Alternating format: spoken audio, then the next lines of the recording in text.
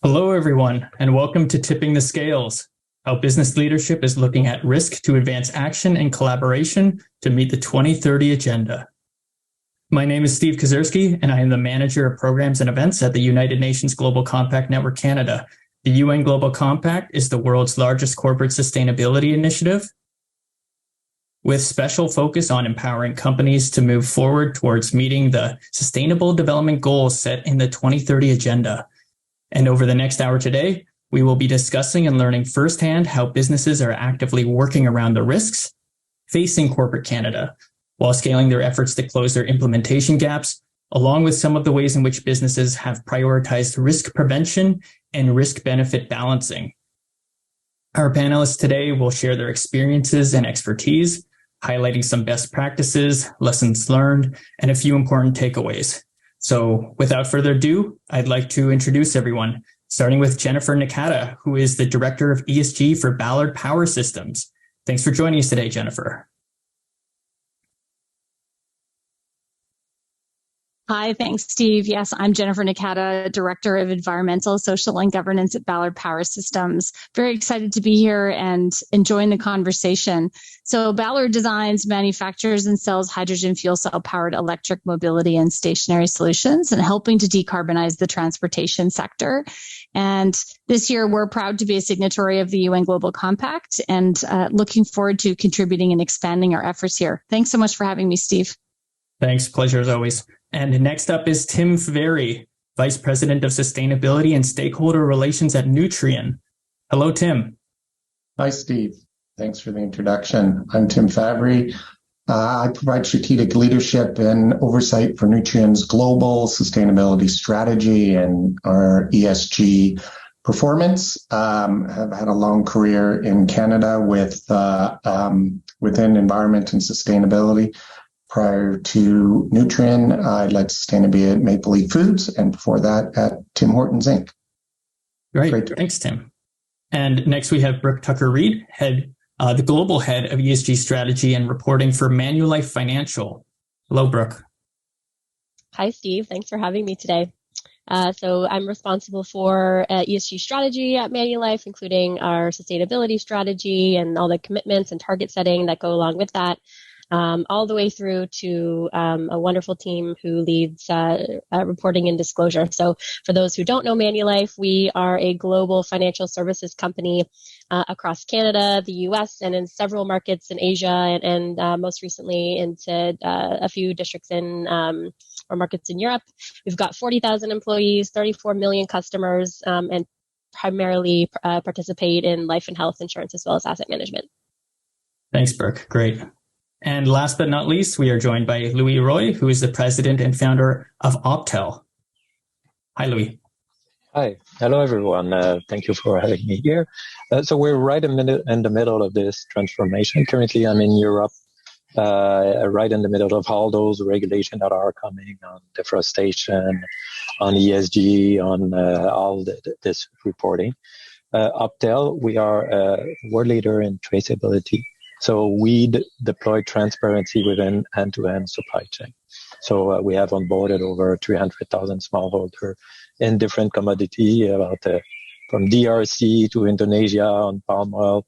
We track around 50 billion product per year to make sure that we secure the supply chain.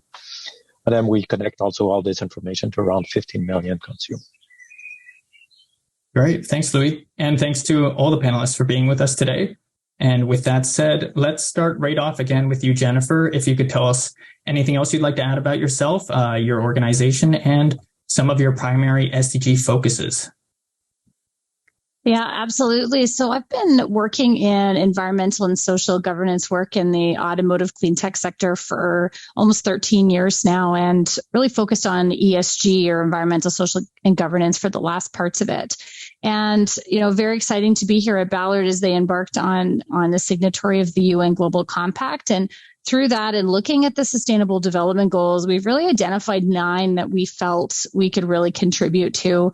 And the business already had a lot of good activity going on for. So although I would say we're somewhat early in our journey around really enhancing how we can contribute to the SDGs, there's still lots of great work going on. And I think we'll have the chance to talk about that further in the session today. Right.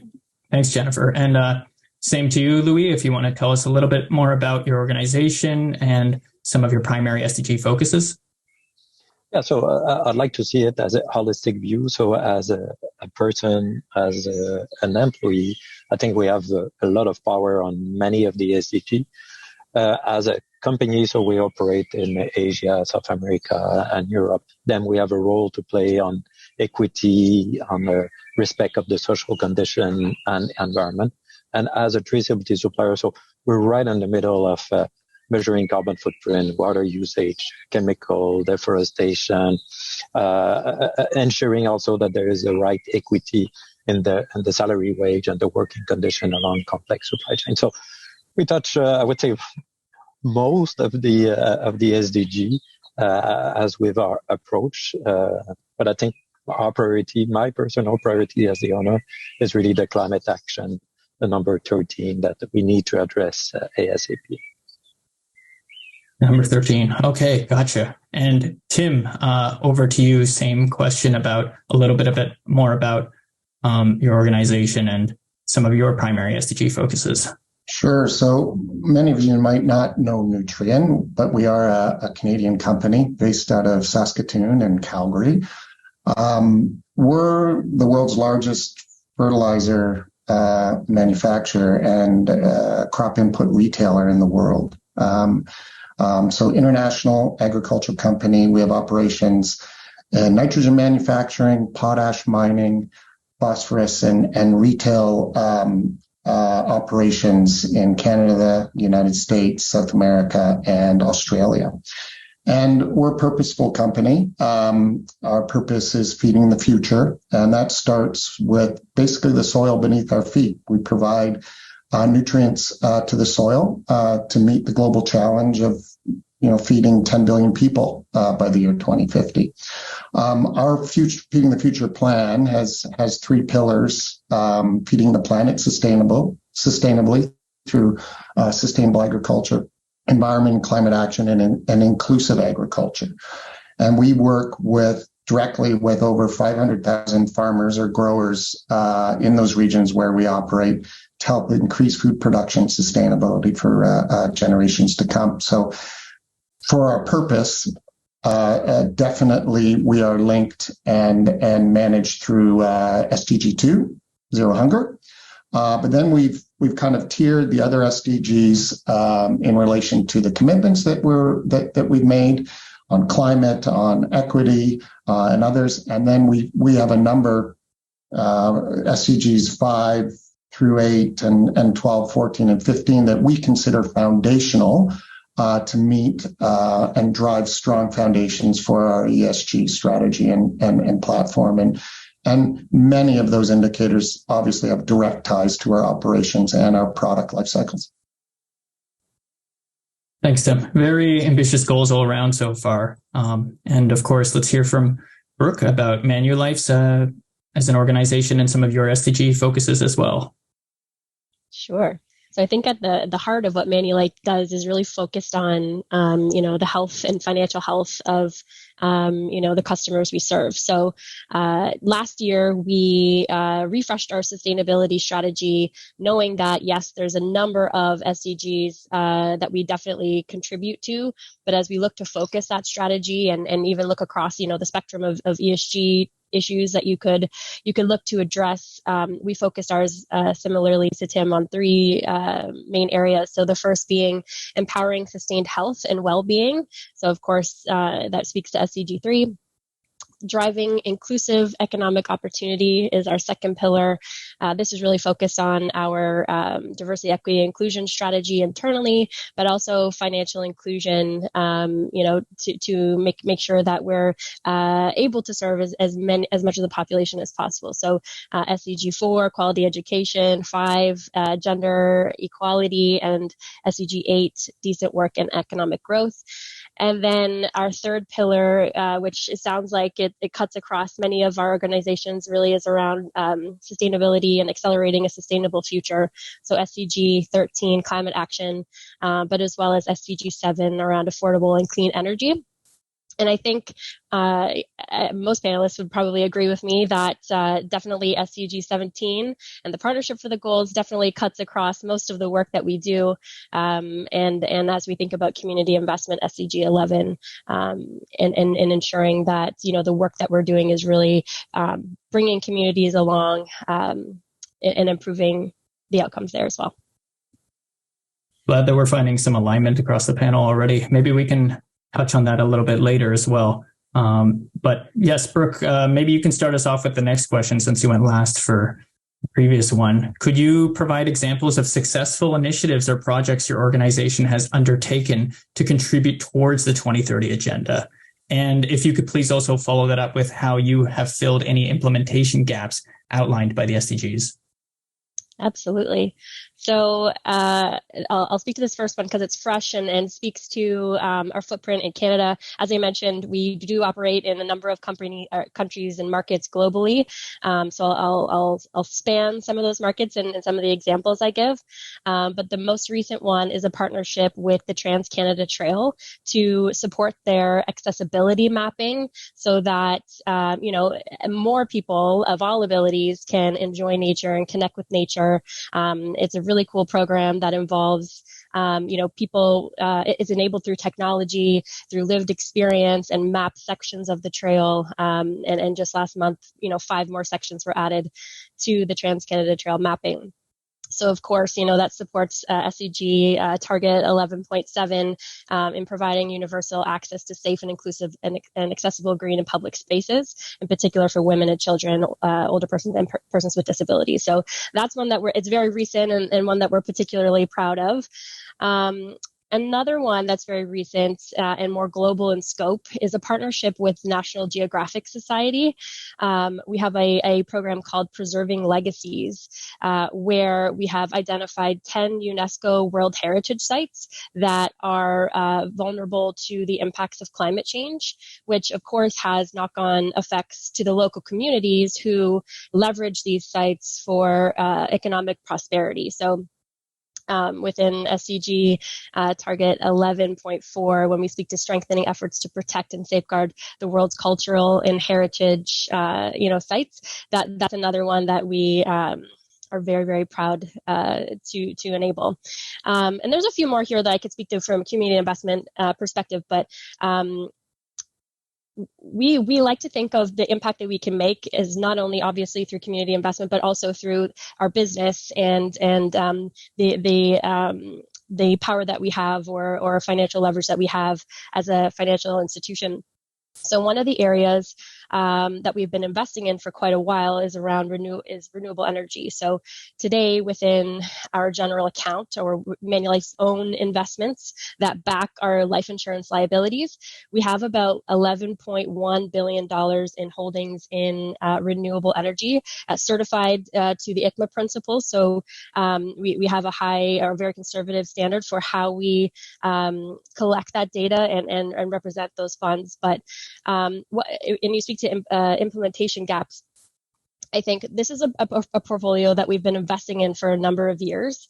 But as companies have increasingly, whether it's contributing to the SDGs or whether it's making personal commitments in their sustainability strategies, have also,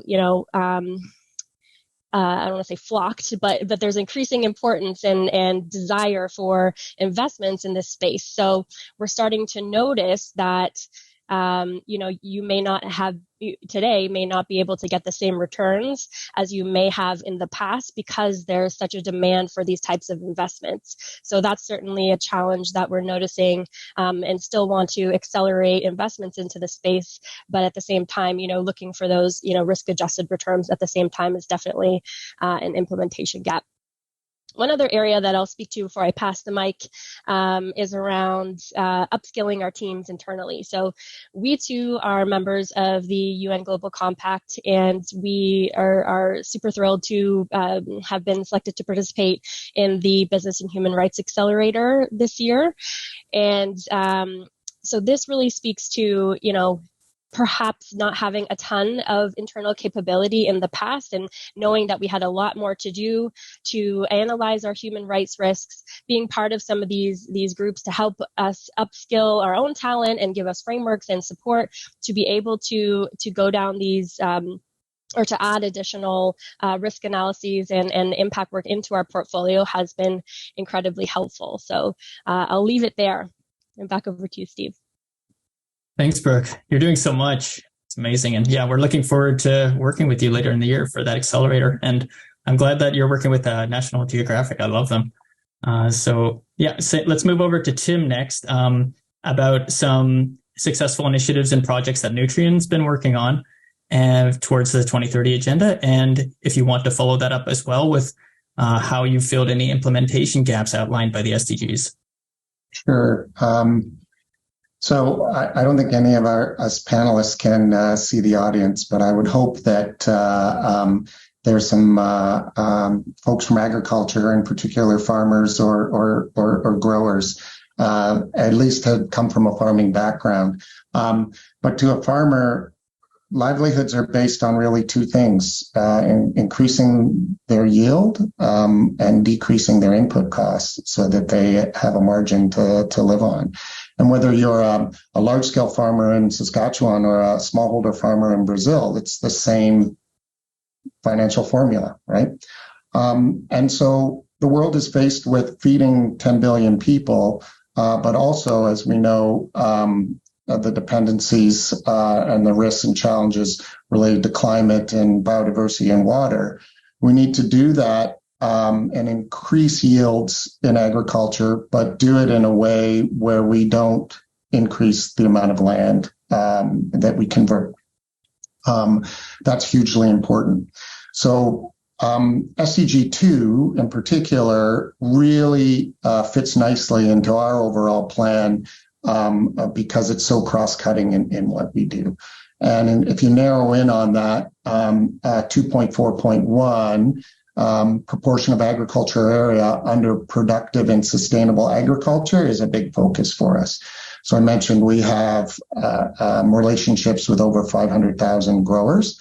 And so what we've done is try to map our retail program to support. So we support those growers as crop consultants, as agronomists, develop farm plans and recipes for their inputs every year and every growing season.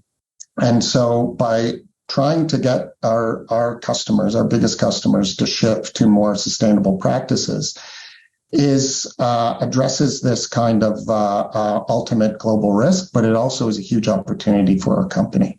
And so we made this big commitment to adopt sustainable, productive agricultural products and practices on 75 million acres globally by 2030. And we have a number of different levers we can pull. We can work with farmers on carbon and sequestering carbon in their soil, improving soil health, on water retention and water quality, now on biodiversity outcomes, et cetera. And so actually just in 2022, as indicated in our ESG report, from carbon alone, our carbon projects, we measured and documented approximately 1 million acres in North America and Australia that have adopted those practices and as part of our programming. And that's super important. And, there are challenges. Farming is incredibly complex. We have to take a global mindset, but really execute locally with our customers, our growers all over the world. Tim, the sheer scale of your reach to 500,000 growers and 75 million acres is phenomenal. Very impressive. And I'll pass it over now to Louis, a little bit about your initiatives and projects that you've been working on towards Opto. And again, if you could follow that up with how you've filled any implementation gaps outlined by the SDGs. So let's take the last one in mind for equity and women empowerment within our company. So we're an engineering company, a lot of software programmer, but we're glad to say that we have 23% of women, and especially in India. And in India, we won the prize of one of the best company to work with. So we're very glad to transmit those value, these Canadian value to India. So I think that we commit to multiple factor. The other one, more with our solution. So we're very happy to have provided to large multinational in the agriculture sector and also in the battery sector about the LCA, so the life cycle assessment of their product, so they can understand. Let's say we have one customer who use a lot of coffee to do coffee drink. Well, they understand now exactly where are the carbon emission and what is the water emission, water usage of their agriculture practice. So again, they can start working with the farmer, like Nutrien is doing, to improve their agricultural practice. So the visibility that our platform bring allow people to, okay, at the beginning it's a shock. Okay, how are we going to reduce our carbon emission or water usage or improve or even have transparency on the social condition of their supply chain? Because we know this is one of the big struggle, having the transparency from your tier 2, tier 3, tier 4, sometimes up to tier 6 supplier in upstream. This is a big problem, but we are achieving that with large company.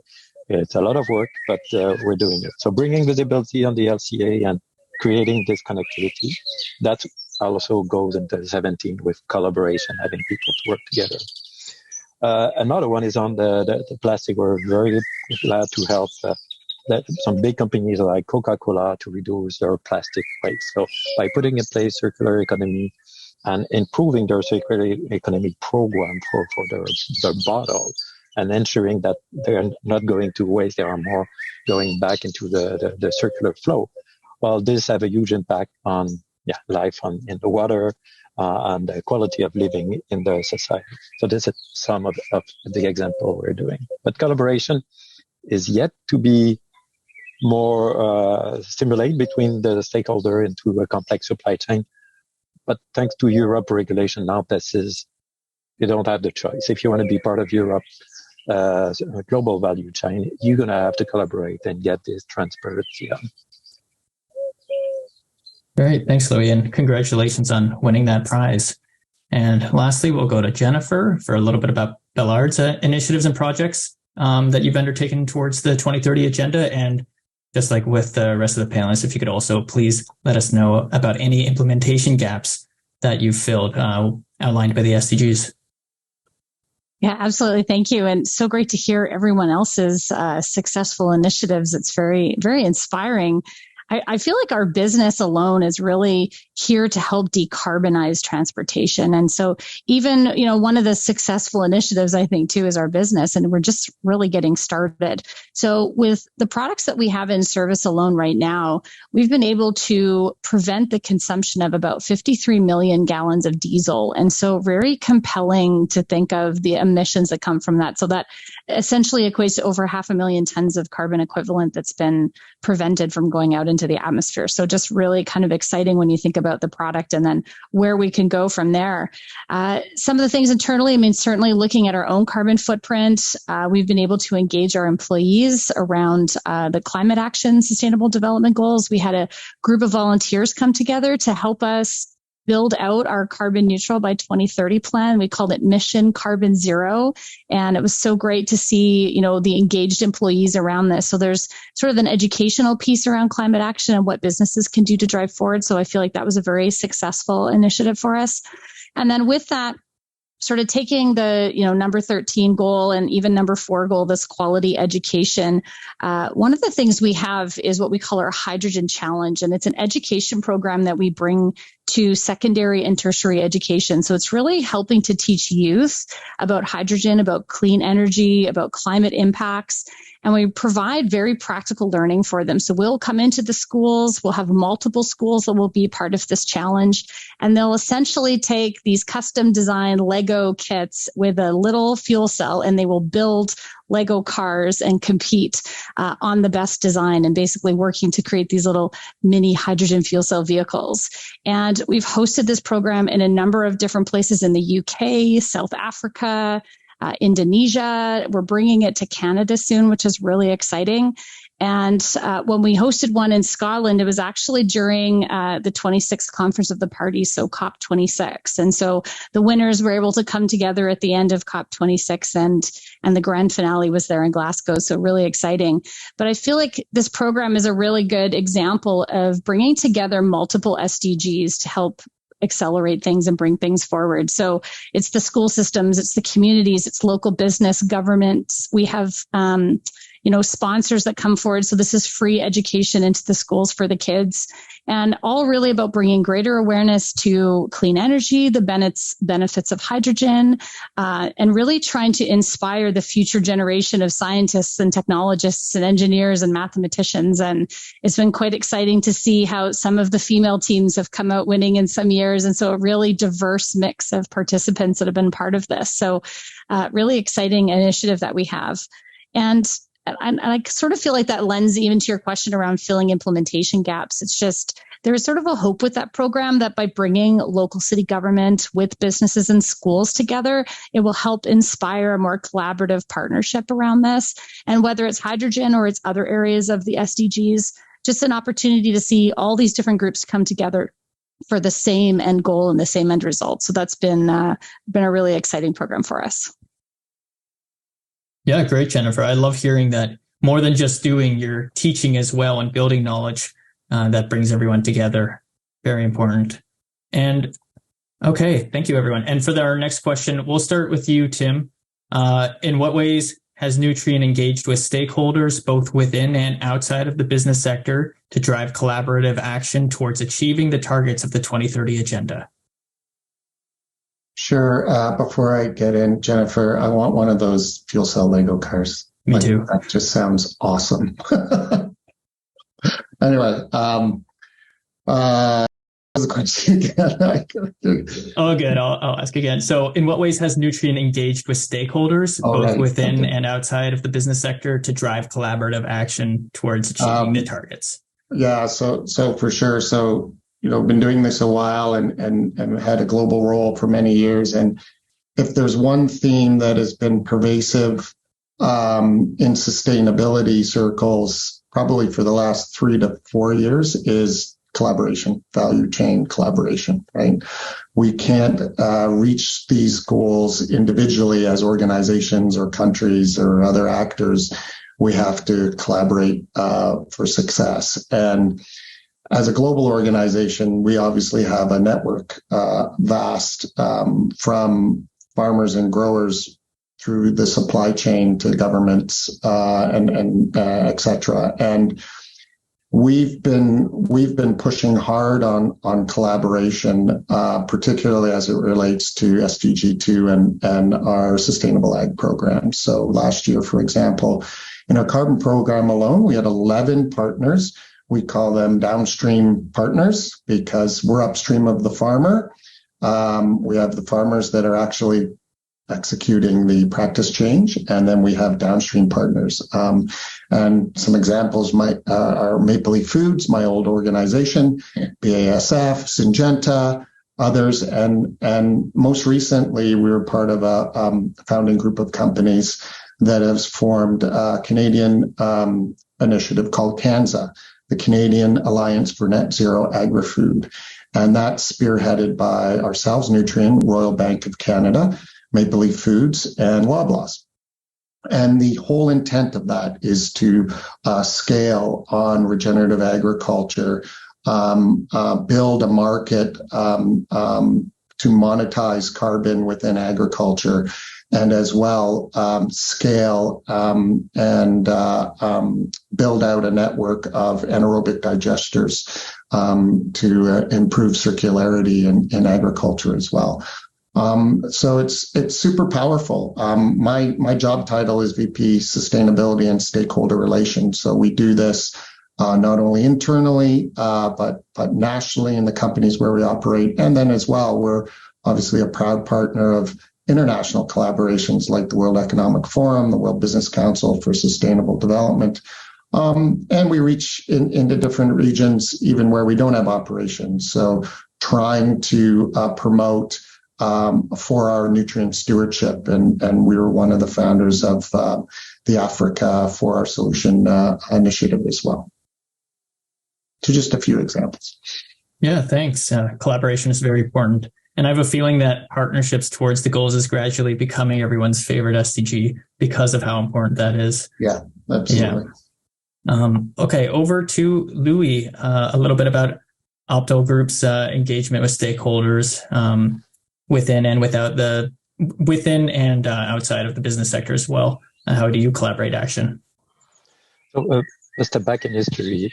We worked a lot in the pharmaceutical supply chain to secure the pharmaceutical supply chain. So in a couple of years, a couple of technology suppliers have fully digitalized the pharmaceutical supply chain from manufacturing to last point of dispense. But that was done by collaboration with the government to ensure that the government, when they put regulation, they assign a proper standard to it, which we align with the global standard one, GS1. And then we work with the industry association, and we got together with the different solution provider, even if we're a competitor, to say, look, if we don't create a standard on exchanging this data, it will never work, and it's going to be a nightmare. So the same thing now is happening on the carbon footprint, on the different ESG factor that need now to flow within the supply chain. So we are at the EU this week. I was in Brussels with the EU regulator on the deforestation, on the CSRD, the Corporate Social Responsibility Directive, and engaging through also the WEF and WBCSD to get right in the middle of that and say, look, we're a solution provider. We're not alone, but we need to get together because our premise is if we don't measure like the carbon footprint, water usage, or ESG practice, there will never be any decarbonization. People will leak their emissions, etc. So this is key, setting the standard so that the people speak the same language when material flow within the supply chain. So this is one example, and it is critical. If we don't speak the same language on those ESG issues, we will never be able to achieve it. Yeah, great. All solutions will have to be data-driven, so I'm hoping that's behind the language that we will end up speaking. And over to Jennifer, a little bit about how Ballard engages with stakeholders as well. If you could, please. Yeah, of course. I feel like I mentioned one earlier from an internal standpoint, looking to create our carbon neutral plan, bringing together our employees through a volunteerism process. I mean, that led to formalizing it more within the organization, but I feel like it was a really great way to engage them in that particular SDG climate action and our work there. The other piece is really around awareness. So, bringing awareness internally to the goals, what they are, how they contribute. We use the UN Global Compact Academy to help educate some of our employees and our groups inside there. So that's been a really great resource for us. And then what we've done externally, I mean, we speak to customers on the regular about what they're doing as far as trying to meet net zero and how our products can support that. But that's also a great avenue for us to talk about the SDGs and how we can collaborate together. And one of the things that we did more recently was, some of the challenges that come from trying to reduce your carbon footprint and you can face whether it's investment issues or some other challenges that come to light. We actually brought together what we're calling the Decarbonization Roundtable. And this included not only our customers, but some others in different sectors than we were in. But we're all here trying to do the same thing. And so we meet sort of on a quarterly basis to talk about what's working and what's not working, share best practices, and really all within the spirit of trying to address climate action. Great, thanks. And glad you found use for the UN Global Compact Academy. Okay, and last but not least, of course, Brooke, a little bit from Manulife as well with your stakeholder engagement. Absolutely. I think, again, there's lots of commonalities between what many of the panelists have suggested around some of the big global partnerships that we're members of, like WEF. And similarly, I mentioned the UN Global Compact, and we too use the Academy to educate our employees who love the content. Unsolicited advertisement, I promise. But we too also convene roundtables. For instance, in Boston, just last month, we brought together local government leaders, thought leaders, NGO partners, from the park and Parks and Recreation to talk about, as a I don't know if you've ever been to Boston, but Manulife operates as John Hancock in Boston, and our branding is kind of everywhere. So we're a strong partner in the community, and it was really great to listen to everybody talk about their own unique issues. I think sometimes when you sit on a global sustainability team, you think about these big global goals, and planning for them at a high level strategic view. But when you actually see the impact that some of the local groups are driving, it's just phenomenal to learn from them and to see how we can connect with them and support them differently than we have been in the past. And then we are members. Actually, I was just looking at this before the panel, because we do have a spreadsheet that tracks all of our engagements, so that we can, from a governance perspective, can make sure that we're staying on top of it. But we are members of 89 different engagements globally. And I think there's another like 20 or 25 commitments on top of that, like to the 30% Club or Black North. Manulife Investment Management are members of Climate Action 100 and Climate Engagement Canada, who, come together with other asset managers when they identify a financially material risk to engage companies to start, looking at how they are managing risks and start to work toward a common desired outcome for that company. So lots of ways that we're partnering, inside and outside of the business sector to drive progress against the global goals. Yeah, and since you mentioned tracking your engagement, maybe we should start with you again as our segue into the next question about how Manulife measures and tracks progress towards the global goals. And are there specific metrics or indicators that you focus on? Yes, absolutely. And so sometimes when I speak about reporting and disclosure, sometimes people think it's a little bit boring, but I love reporting and disclosure. So I could talk about this one all day. But so we do produce an annual ESG report. We also, like I mentioned, have our climate action plan. And with our climate action plan, we have about I think it's about 14 or 15 commitments that we set out within the climate action plan to measure and hold ourselves accountable to progress against them in a very transparent way. So we've got a bit of scorecard that we present in our ESG report that shows the different KPIs we measure against those commitments. So that's everything from where we've committed to 40% reduction in scope 1 and 2 operational emissions within our operations. We have committed to net zero by 2050 within our general account. And just this May, when we put out the issue report, communicated 3 short-term targets for that portfolio, that help us chart the path toward 2050. And then as we go through the DE&I representation goals, so we're, where we can and where self-ID numbers, where our employees are saying, yes, I feel comfortable to report my race, ethnicity, gender, sexual orientation, abilities, where that data is getting stronger, we're able to report more of that in our ESG report, and do have quite a few different D&I goals as, the different markets that we operate in. D&I looks very different.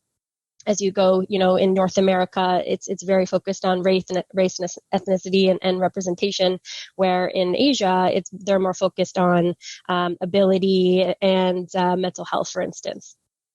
So, I think I'll stop finally at financial capability.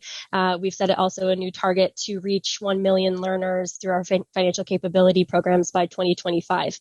So we'll start reporting on that one next year. But another space that I think we have room to grow, and we are building the capability internally, again, speaking to implementation gaps, is around social impact reporting. So just getting a lot tighter with our community investment partners so that they're able to communicate the impact that they're having through the programs from a data perspective, so that we can have a better sense of the impact we're having through our investments as well. Yeah, I'm totally with you about loving reporting over here too. And I also like your the humility to list half a dozen ways that you're tracking your progress and still expressing that you're finding ways to improve as well and grow.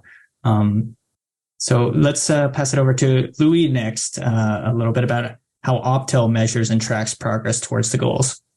I would say we're still immature, so we're just over 600 employees worldwide, but we've been a B Corp since 7 years, so we are used to check a questionnaire and fill out and being audited. But now with the UN Global Compact, so we look forward learning how to do improve our reporting. So this is one of our objectives. Of course, we're doing a dozen of action everywhere in our different facility, but we're not yet regrouping it in one report. So, but we're working on. Oh, well, fantastic though. Hey, everybody's at different stages with their company's maturity as well. And let's go over to Jennifer then with Ballard. How are you with? How is Ballard measuring and tracking progress towards the global goals? Yeah, so we have had an ESG report for the past 4 years. And so in that, we itemize sort of a scorecard of the different metrics that we use to track against sort of environmental, social, and governance in the context of that. We also show the SDG goal that we have effort against and sort of what that looks like. I feel like the next step for us there is to get a lot more specific in making that linkage of our KPIs to the SDGs, but we do track all kinds of things around environmental. So looking at our renewable or carbon-free fuels, the energies that we're consuming, through the different scopes of emissions and in our operations, what that looks like. We're tracking business travel, employee commuting emissions, and then have a variety of initiatives to help drive that down. And then, of course, in the social landscape, we track our employee engagement, our retention, diversity, equity, and inclusion. We've launched a global learning academy for employees to help with upskilling, and so lots of good tracking around what that looks like. And then a lot of health and safety metrics, being in the manufacturing space, making sure that we're have strong programs and KPIs and goals in that space as well. So lots of good metrics, and like everyone says, there's no shortage of things to measure when you're measuring around ESG activities. So yeah, there's definitely a lot of resources out there, and it's often a matter of capacity and time. It looks like you have a great selection though. And finally, Tim, if you could tell us a little bit about how Nutrien's measuring and tracking progress towards the goals. Sure. So pathway kind of Nutrien has started way back in 2009 with the Millennium Development Goals. We weren't called Nutrien back then, but the company was very engaged at that level globally. And when the SDGs came out, they formed an internal SDG committee to see where they could take it to the next step. And so one of the first tasks of that committee was to do an in-depth analysis and review of all those, I think, 170 so indicators to understand which ones the organization could influence. And then we input that into the governance structure of the day. That I'll tell you probably a little bit more about that in a future question. But they're definitely linked, as others indicated, with our ESG reporting. So within that annual ESG report, we actually have an SDG impact assessment report as well, a standalone, as well as a community impact report. And in that report, we assess those priority SDGs based on the indicators we influence. We identify the challenges and the progress and the opportunities, and showcase all the initiatives that we drive, that we can drive forward. But, as everyone knows, you can't manage what you can't measure. And so 4 years ago, the organization internally developed a source of truth. We call it OneSource. It's our internal sustainability data management system. And all of our sustainability data that trickles through and rolls up to all our sustainability disclosure is managed through OneSource. And so we have data owners and content providers. And on a quarterly basis, an internal data management dashboard report comes out on all our SDGs and sustainability commitments, our targets, our goals. So the leaders around the organization can review progress with close to real-time data, quarterly data, and that really, really supports for when I have to go to these individuals coming towards year end to say, okay, how are we doing? It says here that you've made progress. Where are we to close out the year? Because I'm the guy that has to report up to the board of directors. So definitely integrated into the overall governance system of the organization. Yeah, thanks. And since we have a little extra time, I'm going to try to follow this up with a few specific questions for each of you, time remaining. So going back to Jennifer, how does Ballard assess and evaluate the potential risks associated with adopting emerging technologies in the clean energy sector? And what measures does the company have in place to mitigate risks and ensure responsible and safe implementation of these emerging technologies? Yeah, it's a really good question. And I feel like as a company that's been coming through into sort of the clean energy space, I feel like we've been asking our customers to trust our emerging technology all of this time.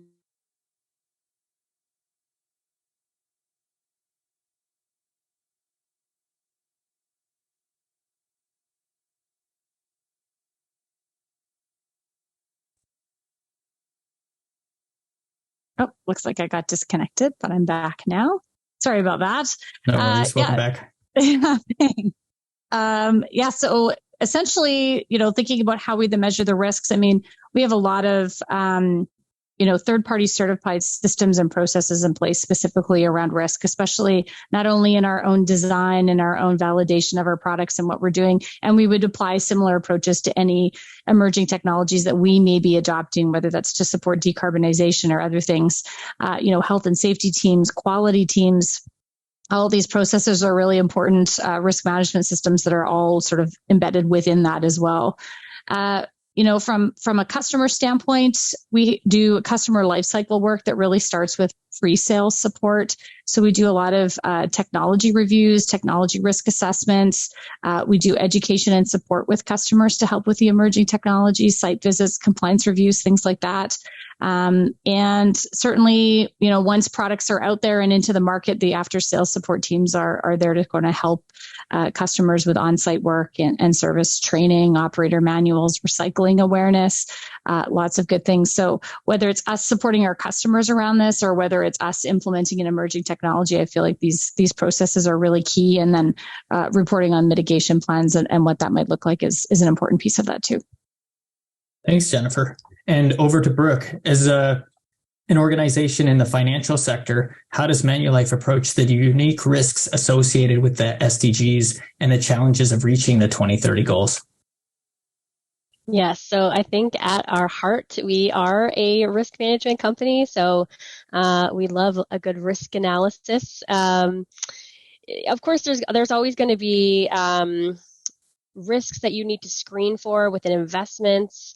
For instance, if we're looking to make an investment in the renewable energy space, we have to do that full analysis on what other ESG risks there could be. I know we've heard on this panel specifically, but in the news as well, you make an investment in the green energy space in a company that may have social issues. So there's definitely a lot of screening involved. But I think one of the bigger issues that we face, especially as you look to many of the emerging markets that we support. So we've got just about 6 million customers in emerging markets, where, in Asia, you're seeing this rise of the middle class and you're seeing, but you still see a huge protection gap and a huge retirement gap.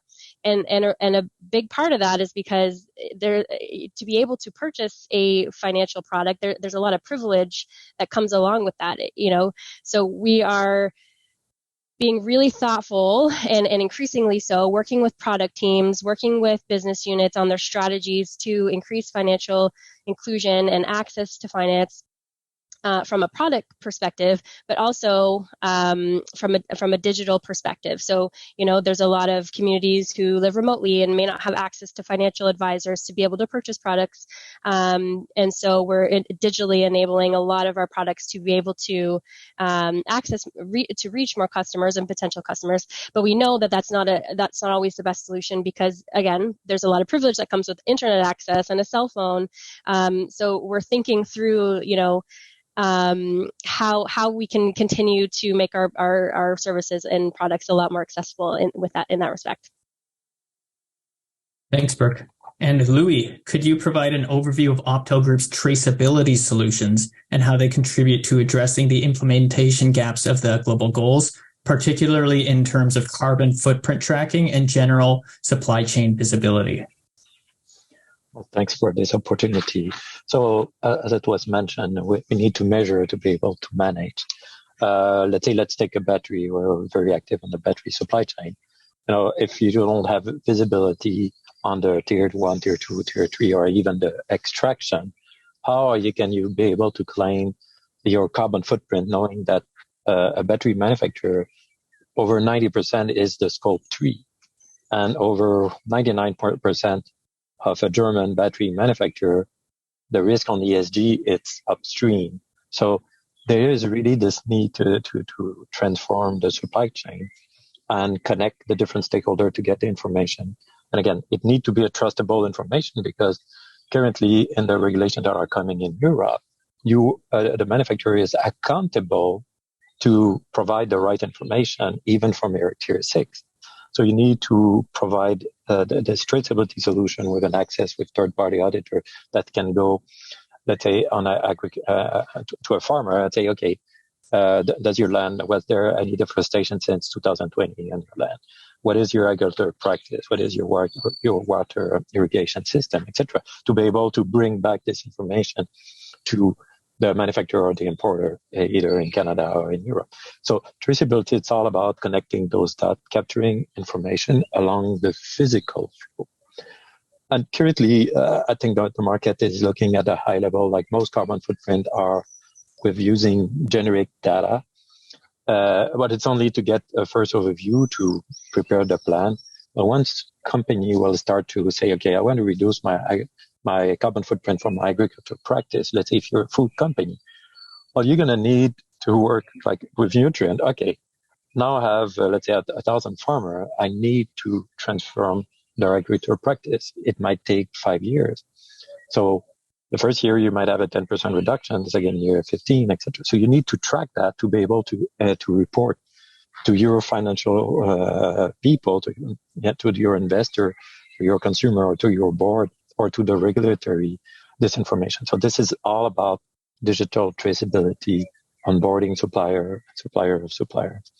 So again, this need to happen, and again, it's going to be difficult. It's why they need to be standard, and then we need to have the people understanding that now to save humanity from doom, like what's happening in Quebec currently with all those fire.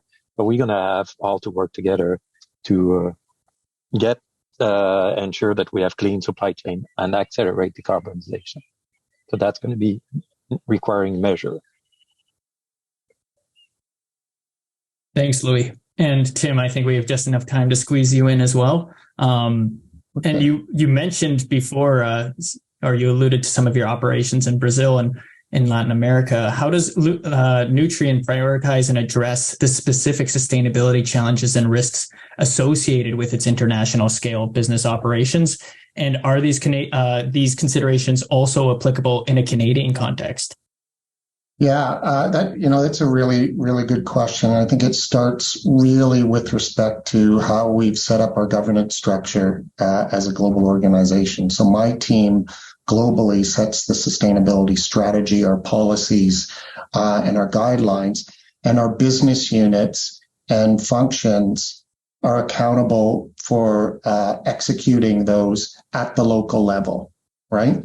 And that's super important. It goes right back to think global, act local. And what we've discovered over the years is that this is a really good platform on a lot of these critical issues and risks. So as it's integrated across the business, it really starts with members of my team who form a small group called Issues and Reputations Management.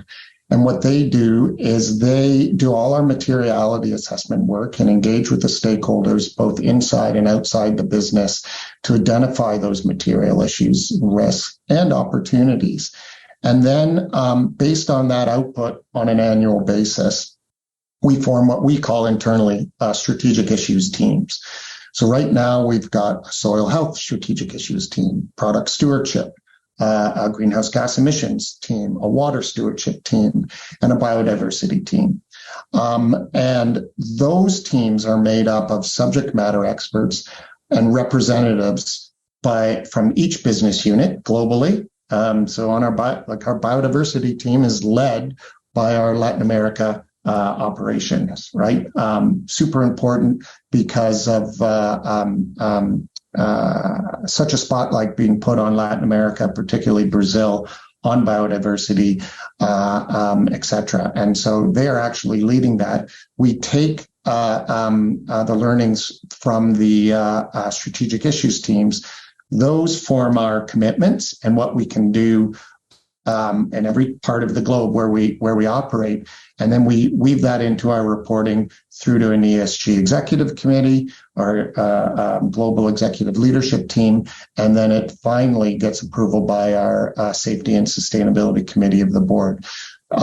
Also, as Brooke mentioned, risk is critically important here. We are closely aligned with our enterprise risk management team, our legal team, government affairs team, our finance and corporate reporting team, safety, health and environment, et cetera, et cetera. And so those representatives also come together through those strategic issues. Thanks, Tim. And thank you everyone for joining us today. Thank you also to our wonderful panelists, Jennifer, Tim, Brooke, Louis, along with your respective organizations for generously lending your time and your continued efforts towards working to further the 2030 agenda. For more information about the topics of today's session and other sustainability topics, please visit our website at unglobalcompact.ca or reach out to us at network@globalcompact.ca. We're extremely grateful to the entire Together Ensemble team. This event has been great so far, and I'm looking forward to watching some of the upcoming sessions myself taking place over the remainder of today and tomorrow. That's it from us here at the UN Global Compact. Thank you so much. Stay safe, everyone, and have a wonderful day. Take care.